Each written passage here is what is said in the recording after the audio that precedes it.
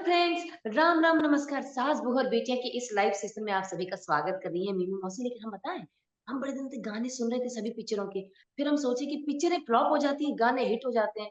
तो हम बता दें, कहानी के साथ साथ गाने बहुत जरूरी होते हैं। उनको लिखना भी बहुत मेहनत से पड़ता है। तो हम सोचे कि भैया कौन लिखता है। तो ऐसे में है ना, आजकल जो पुष्पा टू के गाने बड़े हिट सेट हो रहे हैं ना, तो हम सोचे कि लाओ भैया विनी के रिलीज लिरिक्स को बुला लेते हैं और उनसे बातें करते हैं और जानते हैं कि कैसे गाने बनते हैं, कैसे उनकी लाइनें लिखी जाती हैं। तो चलिए बातचीत शुरू करते हैं। स्वागत करते हैं रकीब आलम का सास बहू और बेटियां में। नमस्ते। अच्छा, पहली बात तो बधाई जी, देना मीनू चाहेंगे। मौसी। पुष्पा पुष्पा वन में तो आपने अंगारे ज्वाले सब भड़का दिए, दर्शकों के दिल जीत लिए। और पुष्पा टू में भी आपने यही कारनामा किया है। दर्शक पागल हो रखे हैं गाने सुन सुनकर। जानना चाहेंगे कितनी बधाइयां मिल रही हैं आप। बहुत-बहुत बधाइयाँ मिल रही हैं और लोगों का बहुत प्यार मिल रहा है और मैं बहुत खुश हूँ कि पुष्पा 1 के सारे गाने बहुत पसंद किए गए और इस बार पुष्पा 2 के भी सारे गाने लोग बहुत पसंद कर रहे हैं। तो मैं भारत की पूरी जनता को, पूरे वर्ल्ड की जनता को मैं ये थैंक्स कहना चाहूँगा कि उन्होंने इतना एप्रिशिएट किया है हमारे गानों को। अच्छा, एक बात बताइए, देखिए, पिक्चर हिट होती है, ठीक है? पिक्चर के गाने जी। भी हिट होते हैं।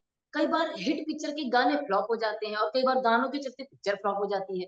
तो जानना चाहेंगे गाने और पिक्चर की कहानी, इन दोनों का तालमेल कैसे बनाते हैं आप?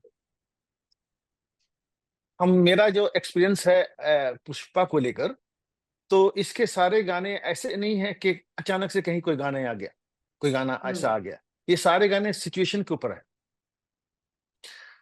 तो तो सिचुएशन के हिसाब से ये गाने लिखे गए हैं और मुझे बताया गया कि चूँकि ऑलरेडी तेलुगु में लिखे गए थे गाने, तो उसके हुँ, एक-एक लाइन उस सिचुएशन से मैच करता हुआ है।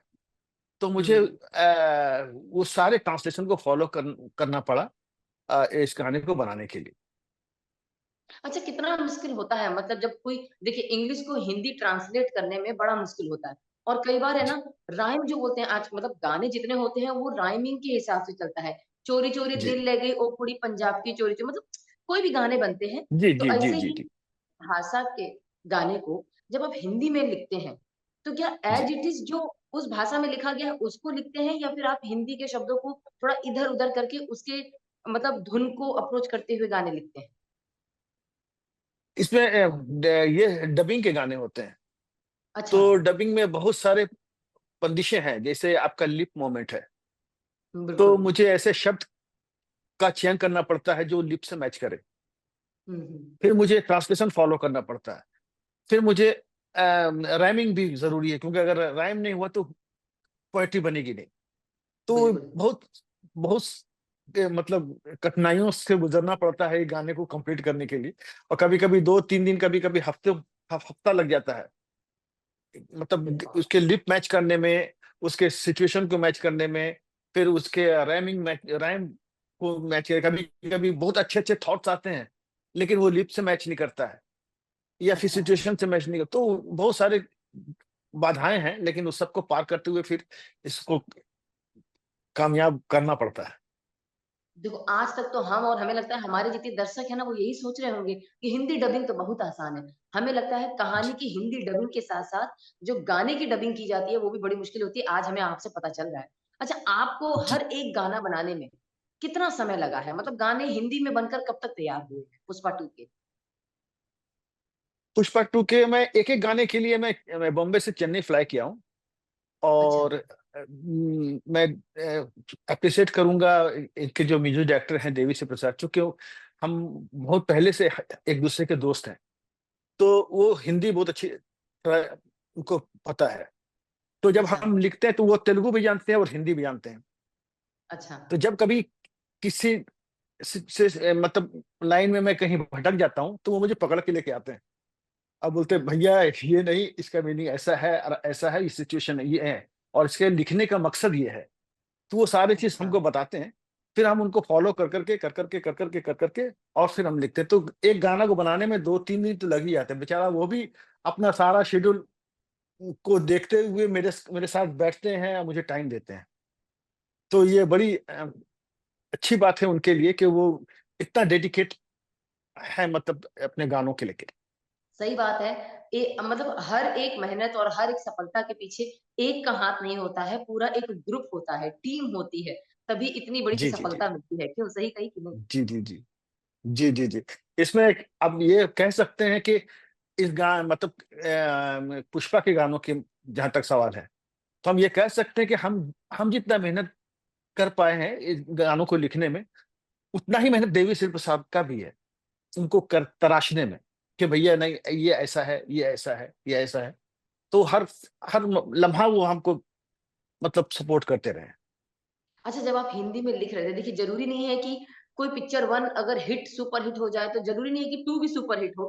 कई बार कहानी भटक जाती है, कई बार कोई सिचुएशन आ जाती है कि पिक्चर नहीं चल पाती, लेकिन पुष्पा 2 ने धमाल कर दिया। वो खूब चली और उसके गाने भी खूब चले। आपको इस चीज़ का अंदाज़ा था पहले से कि हिंदी गाने भी ऐसे ही धमाल करेंगे जैसे वो जो उनकी लैंग्वेज में बनाए गए हैं, वो गाने धमाल कर रहे हैं? जी मुझे अपने गानों से ज़्यादा शिव कुमार जी पर भरोसा था, क्योंकि देवी श्री प्रसाद ने मुझे बोला था कि भैया इस बार के जो मैंने स्क्रिप्ट्स उन्होंने जब जो मुझे नरेट किया है, शूट होने से पहले ही उन्होंने अच्छा, बोला कि मतलब माइंड ब्लोइंग स्क्रिप्ट है। तो पुष्पा 1 से पुष्पा 2 तो डेफिनिटली बहुत बड़ा है।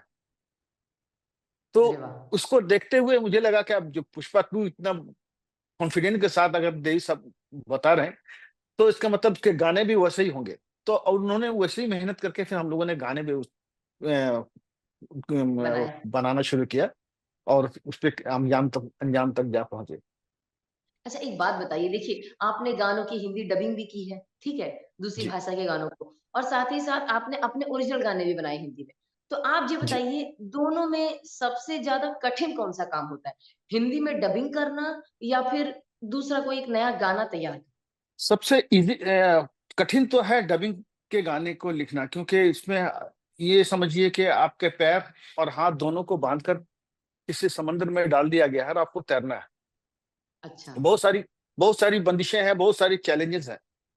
वो लिप के चैलेंज है, वो और ट्रांसलेशन है और वो सिचुएशन है, वो मैच करना। लेकिन जो डायरेक्ट गाने जो होते हैं, मैंने डायरेक्ट गाने भी लिखे हैं कई, तो वो मेरे लिए इजी होता है। अभी एक फिल्म आई थी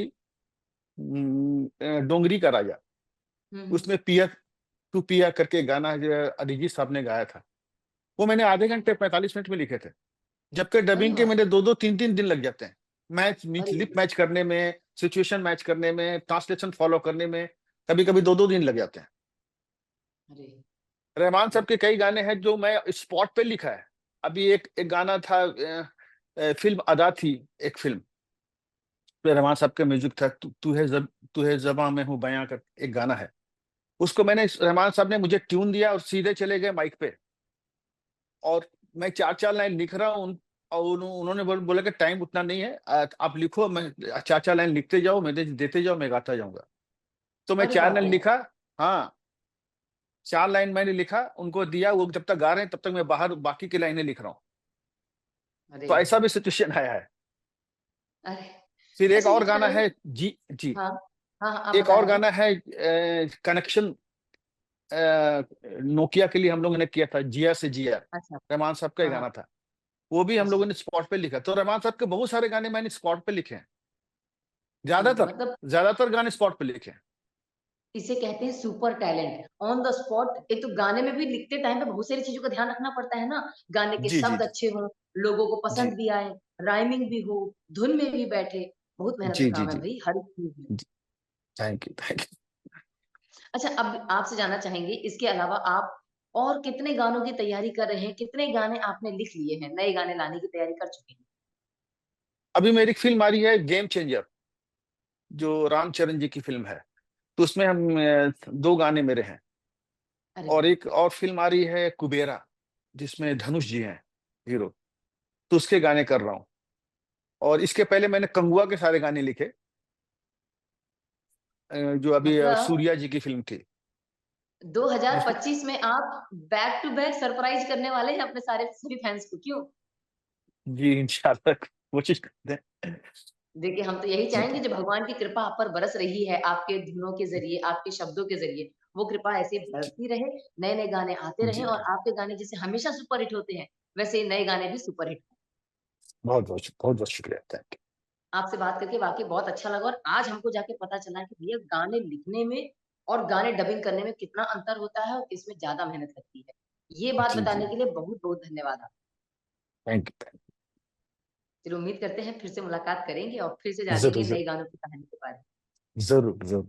चलो, और बाकी दर्शकों से हम यही कहेंगे कि बहुत अच्छा लगा आपको ये बारे में जानकर। तो अब आप भी है ना अपना दिमाग चलाइए और कोशिश कीजिए गाने लिखने की, ठीक है? और खुद ही गाइए। हम तो बाथरूम सिंगर हैं, हम तो जा रहे हैं नया गाना लिखकर बाथरूम में गाएँगे और बहुत सारा काम पड़ा है, कल फिर मुलाकात है। बाय। Thank you.